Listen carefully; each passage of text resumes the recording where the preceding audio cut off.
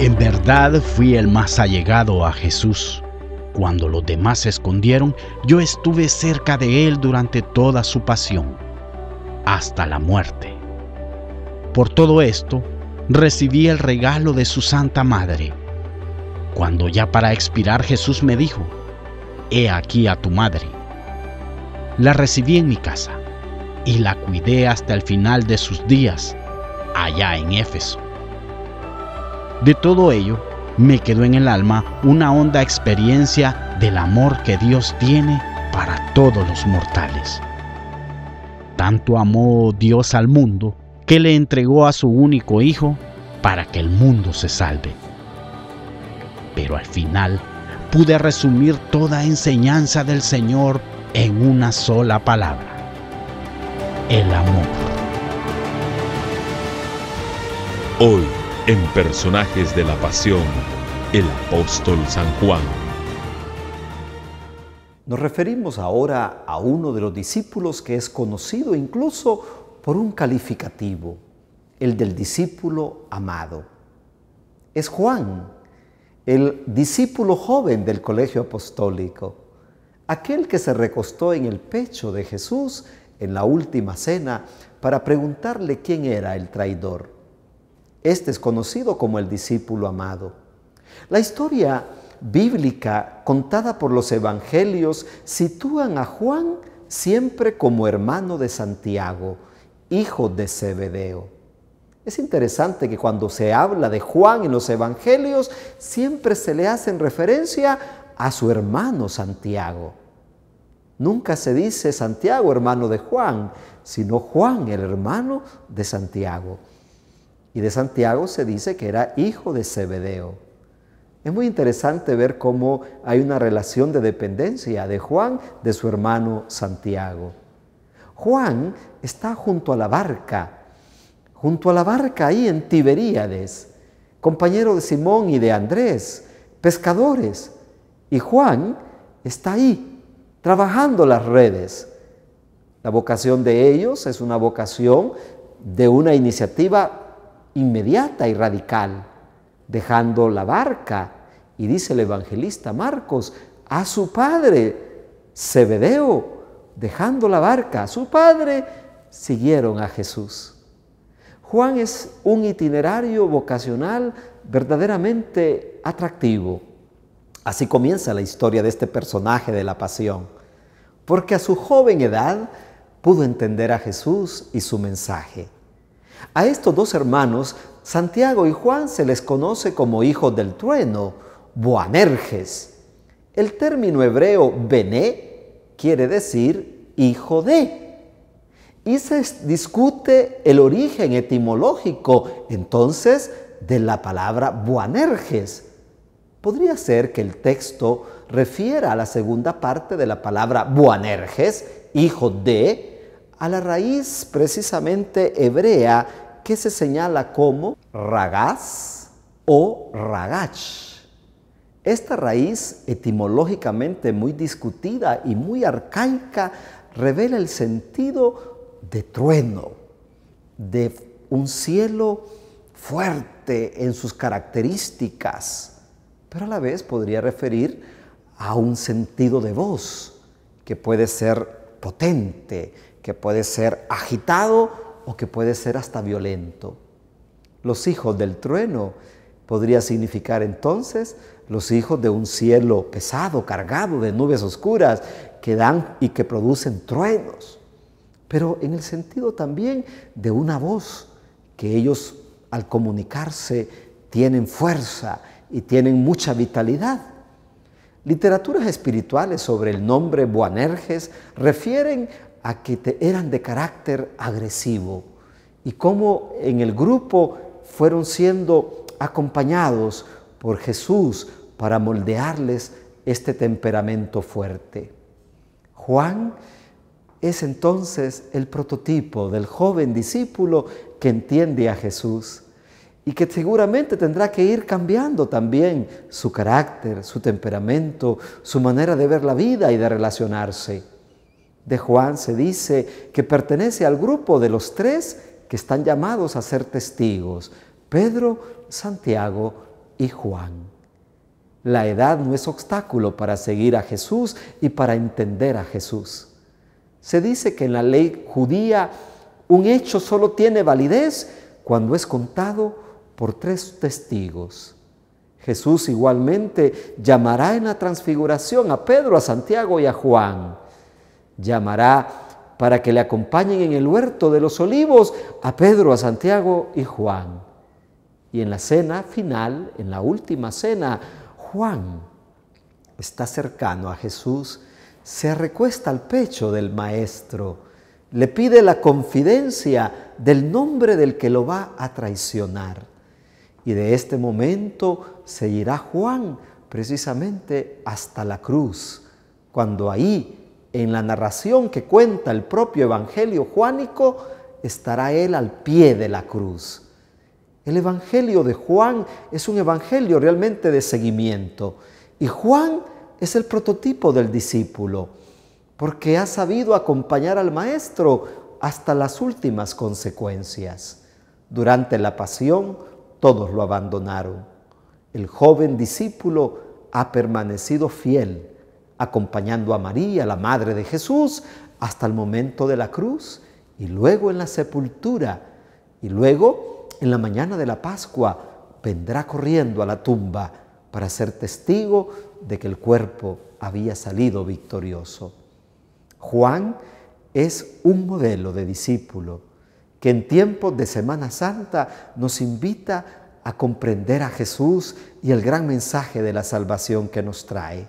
De ahí que Juan sea el autor del 4º evangelio. Y en torno a su persona se creó una escuela que se llama la Escuela Juánica, de donde brotaron libros tan hermosos como la primera carta, la segunda y la tercera carta de Juan. Muchos también atribuyen el libro del Apocalipsis a la mano y a la escuela del apóstol discípulo amado. Es entonces que este personaje evoca desde el propio Evangelio el perfil de un amor que Juan hizo vida encarnando el discipulado con las consecuencias, las alegrías y los desafíos y los problemas. Para Juan no hay amor más grande que dar la vida por el amigo. Y lo escribió en relación a Jesús, pero lo escribió también para aplicarlo en su vida. De Juan no se conoce su destino. Se afirma en la tradición post-evangélica que radicó en Éfeso y ahí acompañó los últimos días de vida de María. Hoy una tradición conserva en Éfeso las reliquias de la tumba y de la antigua basílica dedicada a San Juan. De los 4 evangelios, Juan es representado como el águila, esa imagen tan bonita que viene también del libro de Daniel y que los padres de la iglesia aplicaron a los evangelios, personifica muy bien a este apóstol, porque Juan es como el águila, mira desde alto la profundidad de Cristo y mira a Cristo en la plenitud de todo su misterio. Juan es el discípulo que con profundidad ha podido penetrar los misterios del corazón de Jesús. Es el discípulo que no solo se puso sobre el hombro, sobre el pecho del Maestro para pedir la confidencia de un nombre. Es a través de ese gesto que comprendemos y a través de la lectura de su Evangelio que podemos decir que Juan penetró el corazón de Jesús. Pudo conocer la riqueza, el misterio de un Dios entre nosotros. Y el misterio de la cruz para San Juan es el trono de ese Hijo de Dios entre nosotros. Si usted ve las diferencias entre el relato de la pasión de Mateo, de Marcos y de Lucas, comprende que la narración de Juan es una narración totalmente diferente, porque se enmarca en el contexto de la realeza. Para Juan, Jesús es rey. El trono, la cruz, su gloria está ahí en el misterio de su muerte. Y por eso el Jesús de Juan muere como rey, muere seguro de sí mismo, muere entregando su vida por rescatar a todos, para quienes Él quiere reinar. Este discípulo es el prototipo de todos nosotros. Estudiar, pensar, reflexionar a San Juan es comprender que estamos todos llamados a ser como Él, discípulos que entienden al Maestro y lo siguen hasta el final.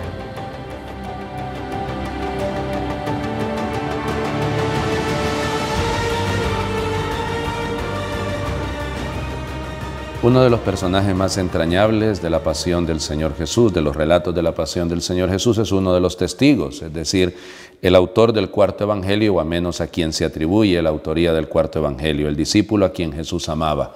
Él mismo se hace llamar así, como el discípulo a quien Jesús amaba. Juan Evangelista, Juan el teólogo, como le llaman en el mundo ortodoxo, es testigo privilegiado. Él estuvo ahí, según lo que nos dice el relato del capítulo 20 del Evangelio de Juan. Pero tenemos que ir más lejos, o sea, ¿qué efectivamente es lo que ocurre con este apóstol? ¿Qué es lo que sabemos de él directamente? La tradición dice que era el más joven de los apóstoles. Eso parece ser que sencillamente es una tradición. Muy probablemente la edad promedio de los apóstoles del Señor Jesús no debía exceder los 30 años, porque a él le llamaban rabí, es decir, le llamaban maestro, y por lo tanto todos los discípulos debían de ser un poco menores que el Señor Jesús, dado que lo tratan directamente como maestro. Indistintamente, la tradición sigue insistiendo en la juventud de Juan. Algunos pretenden salvar con su participación al pie de la cruz su responsabilidad. Es el único de los apóstoles que no le falló al Maestro, según partimos de los evangelios. Pero hay que recordar que en el mismo capítulo 13 del Evangelio de Juan se nos cuenta que estando sentados a la mesa, que de hecho no era una mesa, eran unos divanes, cuando Pedro le hace señas de que le pregunte al Maestro quién es el que lo va a entregar, pues se reclina sobre el pecho del Maestro y éste le dice aquel a quien yo le voy a dar este pedazo de pan que voy a mojar. Y se lo entregó a Judas. Por lo tanto, Juan sabía que era Judas el que lo iba a traicionar al Señor. Y habiendo sabido, no hizo nada. Por lo tanto, tampoco se salva dentro de las responsabilidades de la pasión propiamente. Ahora bien, ¿qué ocurre con Juan el evangelista, Juan teólogo, Juan el apóstol? ¿Qué sabemos de él antes? Bueno, Juan es uno de los hijos de Zebedeo. Es un pescador, igual que lo es su hermano Santiago, igual que Simón, Pedro y Andrés. Es de Galilea, es Galileo. Muy probablemente se supone que Juan y Santiago son habitantes de Cafarnaúm, contrarios al caso de Pedro y de Andrés, que son de Betsaida. Ellos sí son de Cafarnaúm, que es, digamos, el lugar, el punto toral desde donde Jesús realiza su misión. Ahora bien, además de eso, sabemos con toda certeza que Juan el teólogo, Juan el evangelista, Juan el apóstol, fue discípulo de Juan el Bautista. Es muy normal que un joven muchacho se deje atraer por este tipo de líderes, y más en el ambiente tan cargado de polémica como lo era el Israel del siglo I, de la época del Señor Jesús. Por lo tanto, tenemos ya dos cosas claves. Es un pescador, es Galileo, de Cafarnaúm, joven, y además se trata de un seguidor de Juan el Bautista. Hasta ahí la historia. Lo que sigue es lo que nos relatan los evangelios. Siempre aparece asociado al grupo más íntimo del Señor Jesús.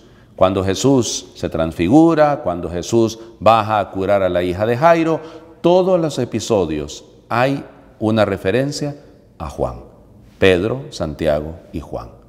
Además es el hijo del trueno.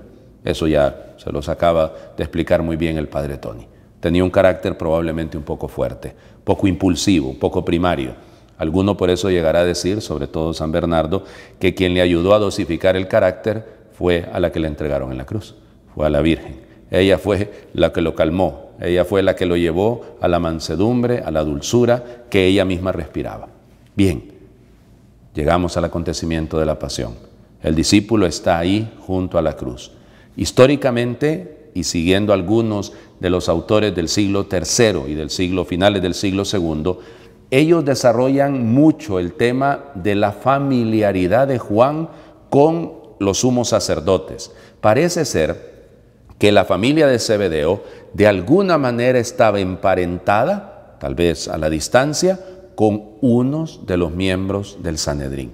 Y por eso el mismo Evangelio de Juan nos cuenta que él estuvo ahí, estuvo en el juicio, en el momento en el que la casa de Caifás, en la casa de Anás, fue juzgado el Señor Jesús. Él pudo entrar y es él el que le permite entrar a Pedro. Por lo tanto, ambos comparten la experiencia del juicio. Pedro, evidente, se desvía por su negación, pero Juan permanece firme hasta el momento de la cruz. ¿Qué pasa después del acontecimiento de la cruz? Primero, el mismo Evangelio de Juan nos cuenta que es él uno de los primeros en llegar al sepulcro. Él es uno que corre más rápido que Pedro, llega primero al sepulcro. Hasta ahí lo que nos dicen los relatos del Evangelio. Luego lo veremos en el libro de los Hechos de los Apóstoles. Hay varios episodios al inicio del libro de los Hechos de los Apóstoles. Siempre lo vemos haciendo pareja con Pedro. Ya no es Santiago, que de hecho su hermano, que va a morir mártir y es el protomártir de los apóstoles. El primer mártir es el hermano justamente de San Juan. Pero vamos más lejos. El libro de los Hechos de los Apóstoles además lo llega a considerar una de las columnas de la iglesia, cuando se nos relata con toda claridad que cuando Pedro y Juan juntos no solamente predican, no solamente son encarcelados, no solamente son azotados, sino cuando Pablo llega en el capítulo 15 a Jerusalén, ahí está Juan, se entrevista con Juan y hasta ahí el relato bíblico. Y empieza la tradición y empiezan las historias que nacen de los apócrifos y de algunos historiadores cristianos de los primeros siglos. Hay dos teorías con respecto a lo que le pasó a Juan. Una de ellas es que fue mártir, al igual que su hermano Santiago. Eso parte del hecho de aquello que venía de lo que Jesús les dijo cuando llegaron la mamá de los Zebedeos y le pidieron al Señor que uno de mis hijos se siente en la derecha y el otro a la izquierda. ¿Podrán beber el cáliz que yo he de beber? Ellos dijeron que sí y Jesús les dijo, beberán el cáliz. Por lo tanto, el martirio. Por lo tanto, la muerte cruenta. Y entonces, siguiendo esa línea de pensamiento, algunos sostienen, sobre todo Papías de Hierápolis, un escritor del siglo II, él sostendrá que efectivamente fue martirizado. La otra teoría, la otra tendencia, que es la que la tradición ha sostenido y ha acompañado de manera más evidente, más patente, es el hecho de que se trasladó con la Virgen a Éfeso. En Éfeso le toca defender la fe, por eso es que algunos en el mundo ortodoxo le llaman San Juan el Confesor, o sea, San Juan el que defiende la fe. Y delante del emperador Domiciano, que es el tercero de la dinastía de los Flavios, Vespasiano, Tito, Domiciano, Domiciano persiguió a los cristianos y por eso a él le toca defender delante de Domiciano. Hay una tradición antiquísima y le dice a Domiciano, no, el único Señor es Cristo, no Domiciano, Cristo es el Señor. Y en vista de que él realiza, según la tradición, algunos hechos milagrosos en Roma, Domiciano lo destierra a la isla de Patmos. Y en la isla de Patmos es donde va a morir, supuestamente vinculado al libro del Apocalipsis. ¿Qué podemos decir realmente de esto? Bueno, la vinculación con Éfeso parece ser muy cierta. Efectivamente, aun y cuando Éfeso no es una comunidad fundada por él, sino por San Pablo, el apóstol Juan y la comunidad juánica, la comunidad en torno a él, se desarrolló ahí en Éfeso. Y por eso la tradición siempre ha sostenido que es en esa área de la actual Turquía donde el apóstol vivió sus últimos años. Con todo, no sabemos exactamente qué es lo que ocurrió después de la muerte y resurrección del Señor Jesús con el apóstol Juan, más allá de lo que nos dicen los libros del libro de los Hechos de los Apóstoles y algunos escritos. Sí podemos sostener que el apóstol fue fiel, no solo junto a la cruz, sino hasta el final de sus días. Y por eso las 3 cartas atribuidas a él son el reflejo del amor que mantuvo siempre al Maestro.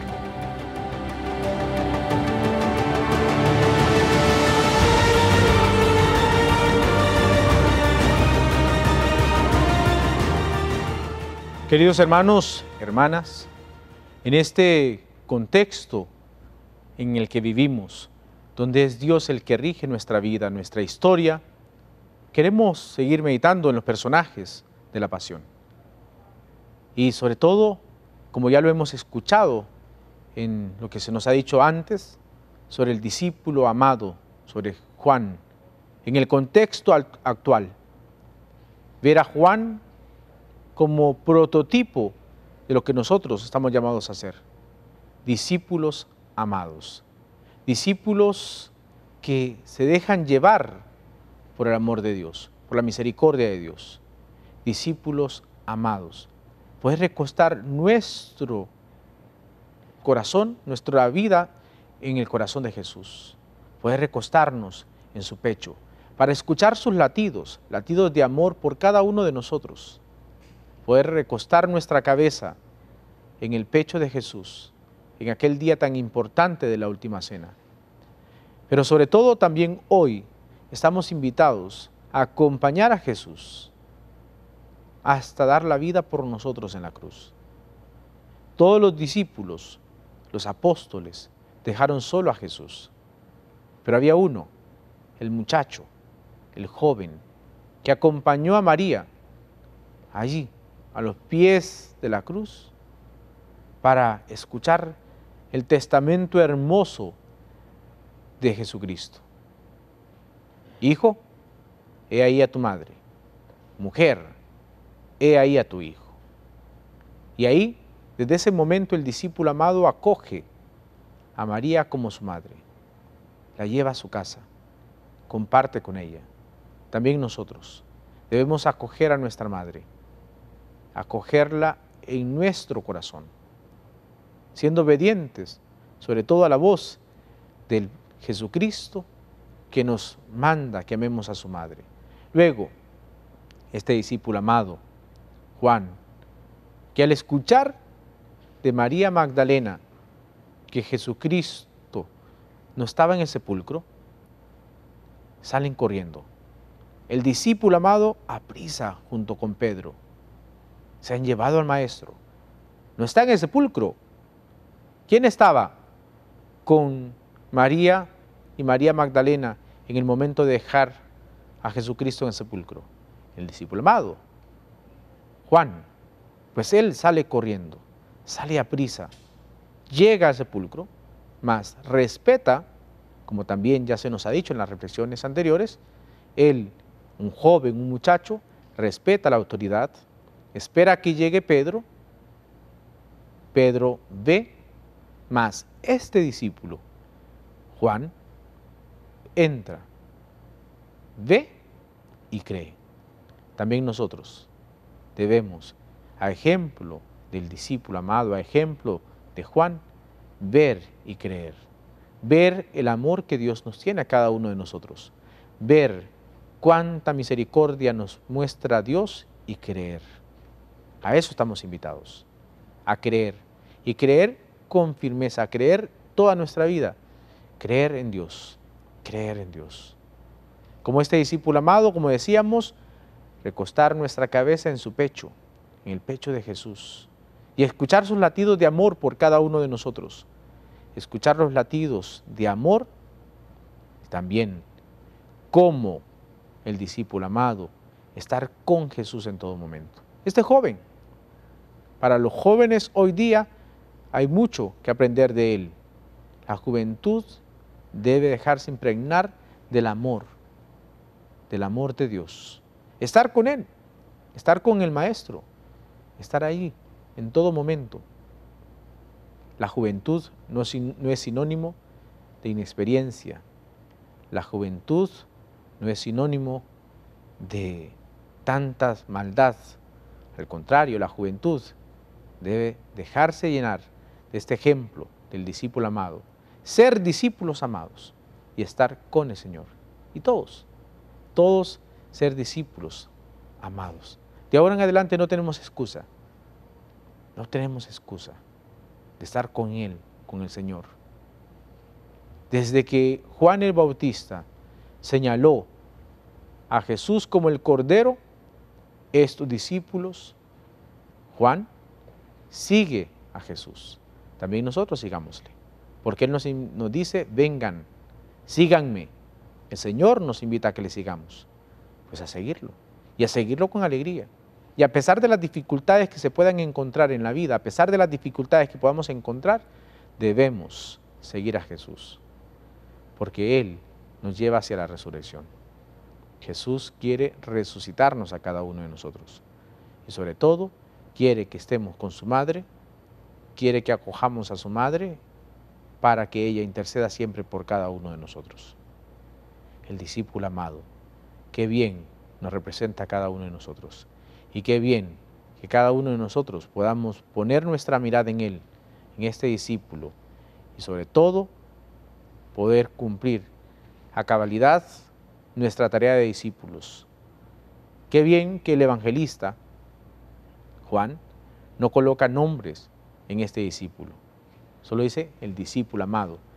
La tradición nos ha dicho que es él, Juan, pero qué bueno que hoy día podamos nosotros colocar nuestro nombre, podamos colocar cada uno de nosotros nuestro nombre allí en el Evangelio y sentirnos discípulos amados, como este discípulo. Escuchar la voz del Señor y seguirle, escuchar la voz del Señor y estar con Él, escuchar la voz del Señor y sobre todo ver y creer, que es lo más importante. Ver que el Señor ha resucitado, la tumba está vacía y creer en Él. Debemos, queridos hermanos, acompañar al Señor Jesús, estar ahí, hasta en el sufrimiento, hasta en el sufrimiento. Recordemos que Jesús, en el huerto de Getsemaní, se llevó a Pedro, Santiago y Juan, y están allí junto con Él, en un momento tan triste para Jesús, tan doloroso, donde sus discípulos lo abandonan, pero se lleva aparte a estos discípulos para que compartan con Él, a pesar de que se han dormido. Mas el discípulo amado, a pesar del sueño, del cansancio, continúa adelante, está ahí con Él. También nosotros, a pesar de las dificultades que podamos encontrar en la vida, a pesar del cansancio de la vida, debemos estar con el Señor, debemos estar con Él, debemos acompañar a Jesús. Qué bien que lo podamos hacer, qué bien que podamos estar con el Maestro. Como lo hemos dicho, recostados en su pecho, como lo hemos dicho, al pie de la cruz, como hemos dicho, con María, y también ahí, en el sepulcro. Él es uno de los testigos de cómo colocaron a Jesús en el sepulcro, pero también será el que verá y el que creerá que Jesucristo ha resucitado.